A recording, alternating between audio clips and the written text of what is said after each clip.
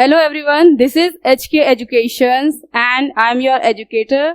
So now we will start the class 9 chapter, the fundamental unit of life, that is cell. Okay? तो अभी तक हम क्या पढ़े थे बेटा? अभी तक हम क्लास 11th में मॉर्फोलॉजी ऑफ फ्लावरिंग प्लांट्स पढ़ रहे थे, लेकिन उसके साथ साथ हम क्लास 9th के भी जो हमारे स्टूडेंट्स हैं उनको भी हम साइंस के चैप्टर स्टार्ट करते हैं. ओके, तो मॉर्फोलॉजी के लेक्चर्स आपके कंटिन्यू रहेंगे और उसी के साथ साथ आपके क्लास 9th के the fundamental unit of life chapter is started. So I welcome all of you to the very beautiful platform of the HK Education. So let's start by the chapter, the fundamental unit of life, right? Fundamental.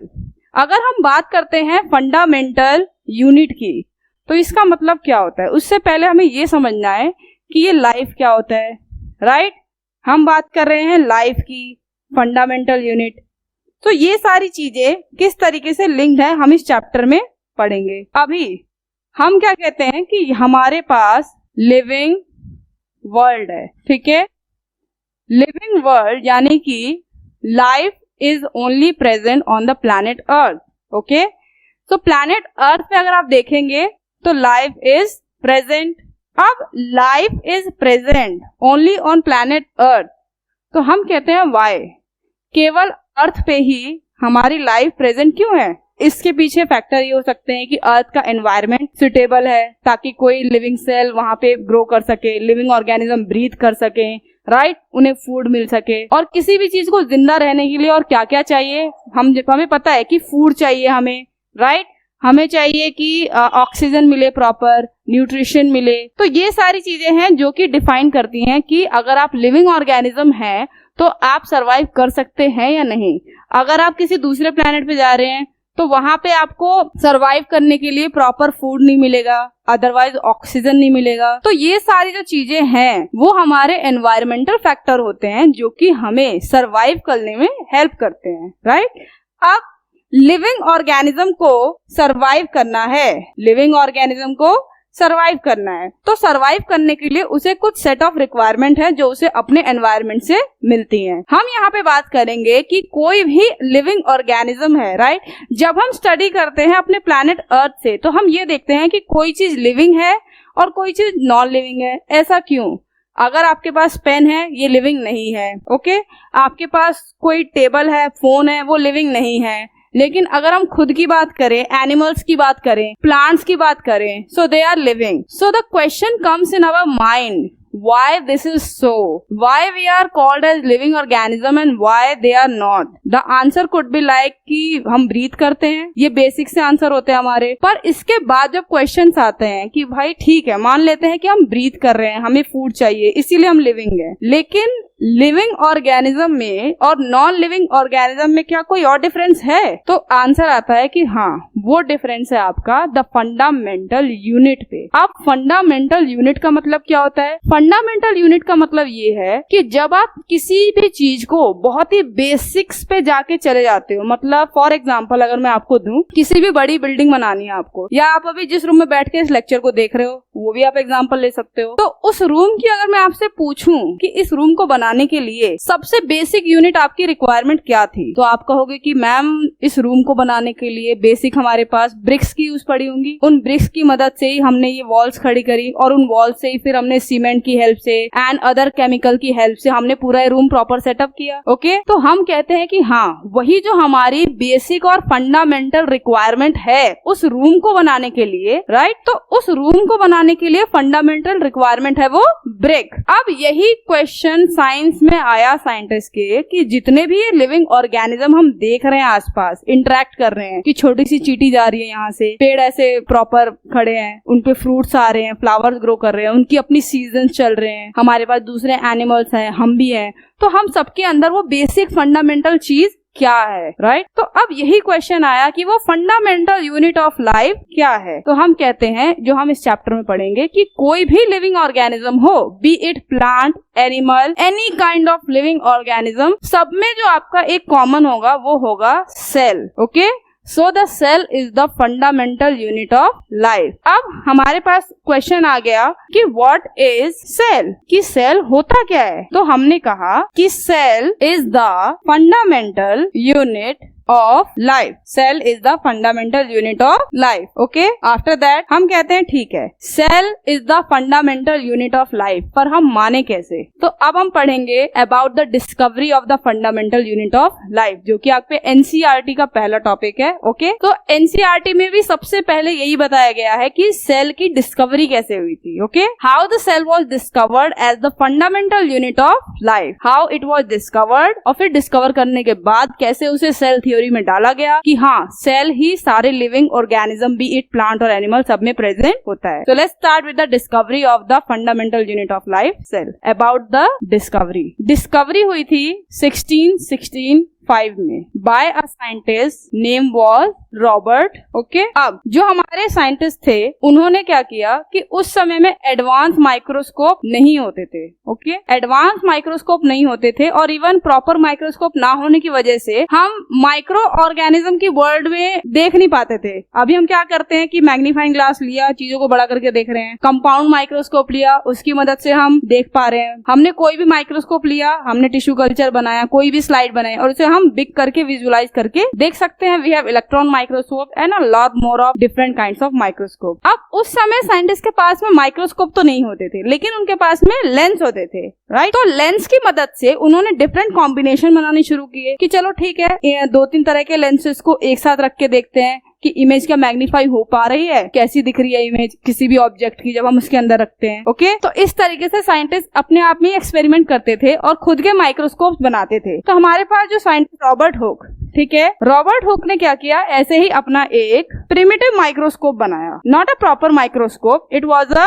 Primitive microscope. Primitive microscope बनाया इन्होंने और primitive microscope बनाने के बाद उन्होंने क्या किया, tree के पास गए. राइट? ट्री के बार्क की सेल्स को, सेल्स मतलब अगर अभी हम यहाँ पे इसे डिफाइन ना करें सेल, क्योंकि हम उसकी डिस्कवरी कर रहे हैं, तो बार्क को उन्होंने लिया अंडर द माइक्रोस्कोप. कैसे? माइक्रोस्कोप में कैसे उन्होंने लिया कि उसकी थिन स्लाइड्स बनाई. ठीक है? उसकी स्लाइड्स बनाई उन्होंने, बार्क के स्लाइड्स बनाई और उस स्लाइड्स को अपने उस प्रिमिटिव माइक्रोस्कोप के अंदर उन्होंने स्टडी किया, विजुअलाइज किया. माइक्रोस्कोप, अपने उस प्रिमिटिव माइक्रोस्कोप में रॉबर्ट हुक ने बार्क की ट्री की स्लाइड बना के ऑब्जर्व किया. ठीक है? आ रहा है समझ में यहाँ पे? That is very simple. तो उन्होंने क्या देखा, जब उन्होंने ट्री के बार्क की सेल्स को लिए, मतलब बार्क के पीस लिया, उसके बाद उन्होंने उससे स्लाइड बनाई. उस स्लाइड को उन्होंने अपने खुद के बनाए माइक्रोस्कोप के अंदर ही रख करके उन्होंने विजुअलाइज किया कि मुझे क्या दिख रहा है बार्क के सेल्स के अंदर. Okay? Because we know that plant is a living thing. Right? तो लिविंग थिंग के अंदर वो देखना चाह रहे थे कि आखिर ये किससे मिलके बना है या इसके अंदर है क्या.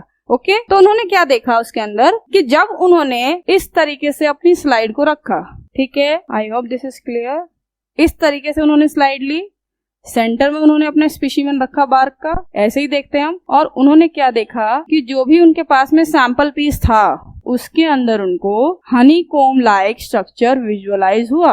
ऐसे उन्हें छोटे छोटे हनीकॉम्ब लाइक स्ट्रक्चर विजुअलाइज हुए. अब उन्हें बिल्कुल भी आइडिया नहीं था कि ऐसा कुछ उन्हें देखने को मिलेगा.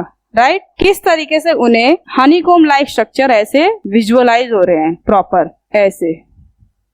जब उन्होंने स्लाइड बनाई बार्क ट्री से और माइक्रोस्कोप के अंदर उन्होंने रखा तो उसके अंदर उन्हें इस तरीके से प्रॉपर हनीकॉम्ब लाइक स्ट्रक्चर दिखाई दिए. अब उन्होंने कहा कि अच्छा, प्लांट सेल मतलब प्लांट के अंदर जो उसके पार्ट्स हैं, ठीक है, उसके अंदर भी छोटे छोटे रूम्स बने हुए हैं. उन्होंने कहा कि ये तो हनीकॉम्ब लाइक स्ट्रक्चर है, हनीकॉम्ब लाइक स्ट्रक्चर है और they are looking like little rooms, they are looking like little rooms. उन्होंने देखा कि स्लाइड के अंदर उन्हें एक ऐसा स्ट्रक्चर दिख रहा है जो कि उसी ट्री का ही है, पर उसके अंदर भी प्रॉपर कंपार्टमेंट बने हुए हैं. जैसे हम अभी क्लास में जाते हैं अपने स्कूल में कि क्लास 11th है वहां बैठेगी, 11th भी यहाँ बैठेगी इस रूम में, 11th C वहां पे, 9th है यहाँ पे, 9th भी वहां पे. ऑलराइट? तो हम कहते हैं उसी तरीके से प्लांट में कंपार्टमेंट्स की क्या जरूरत है, ये इतना प्रॉपर डिस्ट्रीब्यूशन क्यों है यहाँ पे कि क्लास की तरह उन्होंने अरेंजमेंट कर रखा है, प्लांट्स के अंदर क्या जरूरत है. ओके? तो यहाँ से साइंटिस्ट के दिमाग में आया कि अरे ये तो लिटिल रूम्स है यहाँ पे, these are the little rooms.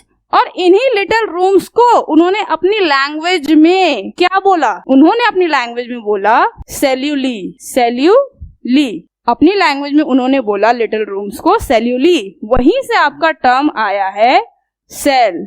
So you got the point why we call it cell. Cell means those tiny little rooms which are observed under the microscope by the scientist Robert Hooke in 1665. That was the discovery of the cell for the very first time. Okay, तो पहली बार cell की discovery हुई, देखा गया कि हाँ कोई भी प्लांट इन्हीं छोटे छोटे रूम से मिलके बना है। और सिर्फ प्लांट ही नहीं, हो सकता है कि अगर प्लांट है तो एनिमल भी ऐसे ही बना हो। तो इसी तरीके से डिस्कवरी कंटिन्यू हुई। इनके बाद लेटर ऑन रॉबर्ट हुक के बाद और भी ऐसे साइंटिस्ट थे जो कि लेंसेज को जोड़ करके अलग अलग कॉम्बिनेशन से, कि कॉन्वेक्स लेंस ले लिया, कॉनकेव ले लिया, अलग अलग लेंस के कॉम्बिनेशन से अपने खुद के माइक्रोस्कोप्स बनाते थे। इसके बाद में हमारे साइंटिस्ट आते हैं लेवेनहॉक। लेवेनहॉक आपके साइंटिस्ट थे जिन्होंने रॉबर्ट हुक से बेटर माइक्रोस्कोप बना लिया एक्सीडेंटली। ओके, और they was very lucky to discover the first living cell under the microscope. First living cell आपके लेवेनहॉक ने देखा था। तो फिर रॉबर्ट हुक ने क्या देखा था? उन्होंने डेड सेल देखी थी, जो उन्होंने अपने माइक्रोस्कोप से ऑब्जर्वेशन ली थी, वो थी आपकी डेड सेल। ठीक है, डेड सेल मतलब प्लांट का ये डेड पार्ट है, इसीलिए आपको अंदर साइटोप्लाज्म, न्यूक्लियस, वैक्यूल्स ये सब नहीं दिख रही है, बस आपको बाहर की आउटर डेड सेल वॉल दिख रही है। अगर आपको ये समझ में नहीं आया कि ये सेल वॉल, डेड, ये सब मैं क्या बोल रही हूँ, तो ये आपको आगे पता चल जाएगा। ठीक है, तो ये उनको दिखा। अब लेवेनहॉक थे जिन्होंने फर्स्ट लिविंग सेल देखा। इसके बाद सेल के अंदर अगर हम बात करें तो Robert Brown was the first scientist to see the nucleus under the microscope. ठीक है, रॉबर्ट ब्राउन ने सबसे पहले न्यूक्लियस को देखा। और हमारे पास थे Purkinje. These are the scientist जो कि एनसीईआरटी में छुप के कहीं एक बॉक्स में बैठे हुए हैं और क्वेश्चन इनसे आ जाता है तो फिर हम कंफ्यूज हो जाते हैं कि अरे कहाँ से क्वेश्चन आ गया। तो एक साइंटिस्ट को कंबाइन करके आपको इस लेक्चर में इंफॉर्मेटिव वीडियो बना के दे रहे हैं, सो दैट कि आपको कंफ्यूजन ना हो। पुरकिंजे दैट गिव द टर्म, उन्होंने बस टर्म दिया, क्या? प्रोटोप्लाज्म। ओके, ये था। इसके बाद हम चलते हैं और आगे सेल थ्योरी। सेल थ्योरी क्या है? सेल थ्योरी आपके फर्स्ट ऑफ ऑल 2 साइंटिस्ट थे, दोनों ही साइंटिस्ट अलग अलग कंट्री में स्टडी कर रहे थे, पर दोनों का टॉपिक सेम था, रिजल्ट भी एक जैसा आया। That was a very wonderful coincident. तो स्वान एंड स्क्लिडन, दोनों साइंटिस्ट ने एक ही कंक्लूजन निकाला और फिर कंबाइन उन्होंने सेल थ्योरी दी। सेल थ्योरी में उन्होंने क्या बोला कि all the living organism are made up of cell, are made up of cell, right? 2 scientist आए हमारे पास, one is Schwann and other is Schleiden. Am I clear? Is it clear? Schwann और Schleiden 2 scientist आए, उन्होंने ये कहा कि जितने भी आपके लिविंग ऑर्गेनिज्म हैं, प्लांट्स और एनिमल्स, बिकॉज आप यहाँ पे जो दोनों साइंटिस्ट देख रहे हो, एक थे आपके जूलॉजिस्ट और एक थे आपके बॉटनिस्ट। ये जूलॉजिस्ट और बॉटनिस्ट क्या होते हैं? जूलॉजिस्ट आर दो scientist who study the animal, right? जो एनिमल्स के टिश्यू, एनिमल के ग्लैंड्स, एनिमल के बिहेवियर, इन सब की स्टडी करते हैं, उन्हें हम कहते हैं zoologist. And the botanists are those scientists that study on the different types of plants. Okay? So हमारे पास एक थे zoologist और एक थे botanist। इन दोनों ने ये डिस्कवर किया, मतलब इन्होंने, इनका टॉपिक क्या था कि हम जो भी स्टडी कर रहे हैं अपने प्लांट पे या एनिमल पे, उसकी फंडामेंटल यूनिट है क्या। ओके तो फंडामेंटल यूनिट को समझने के लिए इन्होंने क्या डिस्कवर किया कि चाहे वो प्लांट हो चाहे वो एनिमल हो, वो किससे मिलकर के बना है? सेल से। तो इन दोनों ने अपनी कंबाइंड थ्योरी दी कि the cell is the fundamental unit of all the living organism, be it plant और एनिमल, राइट? अब प्लांट और एनिमल की फंडामेंटल यूनिट ऑफ लाइफ क्या हो गई? सेल। इन्होंने फिर एक बात और कही कि जो आपके एनिमल सेल्स होती हैं उनके बाहर सेल वॉल प्रेजेंट नहीं होती है, उनकी आउटर मोस्ट लेयर होती है प्लाज्मा मेम्ब्रेन। एंड जो आपके प्लांट सेल्स होते हैं, जितने भी आपके प्लांट्स बने हैं या जो रॉबर्ट हुक ने देखा था माइक्रोस्कोप के अंदर, वो सेल वॉल थी। ओके तो सेल वॉल आपकी डेड होती है, जो कि only is present in the plant cell. हालांकि बैक्टीरिया सेल में भी प्रेजेंट है, पर अभी हम उसकी बात बाद में करेंगे। तो cell wall is present only in the plant cell and animal cell में सेल वॉल प्रेजेंट नहीं होती है। ये भी इन्होंने अपनी फाइंडिंग में बताई। There is only slight difference, otherwise सारे लिविंग ऑर्गेनिज्म में जो हमारी फंडामेंटल यूनिट ऑफ लाइफ रहेगी वो होगी cell. Okay so I hope you like the discovery of the fundamental unit of life. आगे हम लेक्चर में कंटिन्यू करेंगे कि आखिर सेल के अंदर और कौन कौन से पार्ट्स होते हैं, उनका केमिकल कंपोजिशन, आउटर पार्ट या फिर डिफरेंसेस क्या क्या है, ये मल्टी सेलुलर यूनिसेलुलर क्या होता है, प्रोकैरियोटिक यूकैरियोटिक क्या होता है। तो नेक्स्ट क्लास में हम उसे डिस्कस करेंगे। So I hope you like the video. Thank you very much.